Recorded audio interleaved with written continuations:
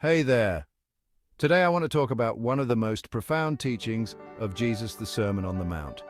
Found in Matthew chapters 5 through 7, this sermon outlines the core principles of kingdom living and the character of those who follow Christ.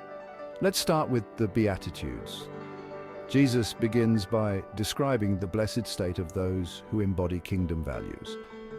He says, "Blessed are the poor in spirit, for theirs is the kingdom of heaven. Blessed are those who mourn, for they shall be comforted. Blessed are the meek, for they shall inherit the earth." These statements challenge our worldly notions of success and happiness. They remind us that true blessing comes from a heart aligned with God's values. Next, Jesus calls his followers to be salt of the earth and light of the world. Just imagine. We are meant to influence society and reflect God's character in our daily lives. Then, Jesus affirms the Old Testament law while deepening its application. He says, "You have heard that it was said, but I say to you." This phrase shows up multiple times as he emphasizes the importance of heart attitudes, not just outward actions. It's not just about what we do, but why we do it. Jesus also teaches about genuine spiritual practices. He encourages us to give in secret, pray sincerely, and fast without drawing attention to ourselves.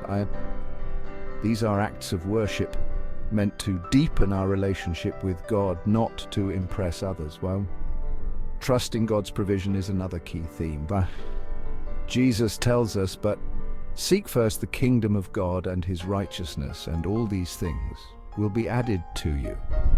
This is a powerful reminder to prioritize our relationship with God above all else, trusting that he will take care of our needs. When it comes to judging others, Jesus gives us the golden rule: "So whatever you wish that others would do to you, do also to them, for this is the law and the prophets."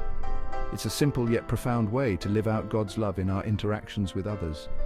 Finally, Jesus speaks about the narrow gate and true discipleship.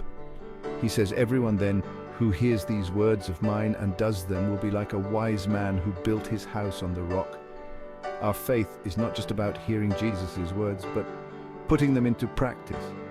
It's about living out his teachings in our daily lives. The Sermon on the Mount presents a radical ethic of love, forgiveness, and trust in God's adieu.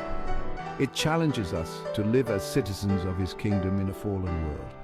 Let's take these teachings to heart and let them transform our lives and relationships.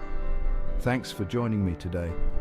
Until next time, keep living out the radical love of Christ.